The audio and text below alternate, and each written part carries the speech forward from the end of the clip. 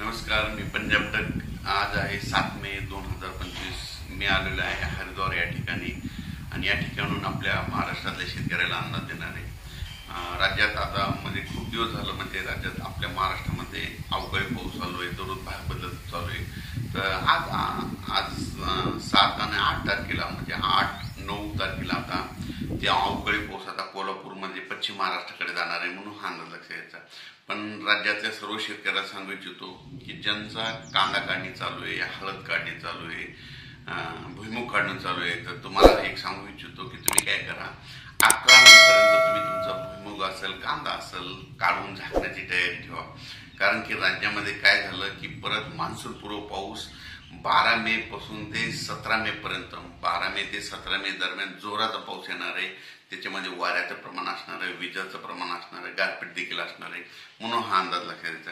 तो पाऊस सांगायचा झाला तर मध्ये जास्त म्हणजे आता हा जसा उत्तर महाराष्ट्राकडे, विदर्भात, मराठवाड्याकडे पाऊस पडला, तो जास्त म्हणजे दक्षिण महाराष्ट्राकडे जास्त पाऊस पडणार आहे।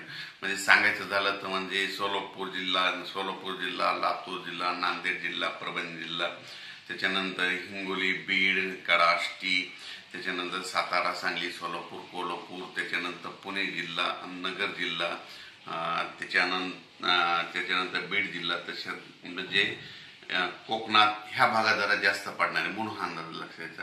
राज्यात मध्ये तो पाऊस जास्त आहे, फक्त दक्षिण महाराष्ट्राकडे जास्त पडणार आहे। दक्षिण महाराष्ट्राकडे म्हणजे सांगायचं झालं तर आणखी परत सांगतो की त्या जिल्ह्यात जरा जास्त स्वरूपात नांदेड, हिंगोली, परभणी, बीड, लातूर, धाराशिव, त्याच्यानंतर सोलापूर जिल्हा, सांगली जिल्हा, सातारा जिल्हा, कोल्हापूर, राधानगरी, कर्नाटककडे तर खूपच राहणार म्हणून हे देखील लक्षात द्यायचं। त्याच्यानंतर विदर्भात बी असणार आहे, पूर्व विदर्भात बी असणार आहे, यवतमाळ, नागपूर, भंडारा, गोंदिया, चंद्रपूर, अकोला, बुलढाणा, वाशिम या भागाकडे देखील असणार आहे। जळगाव, त्याच्यानंतर धुळे, नंदुरबार, नाशिक या भागाकडे देखील असणार आहे।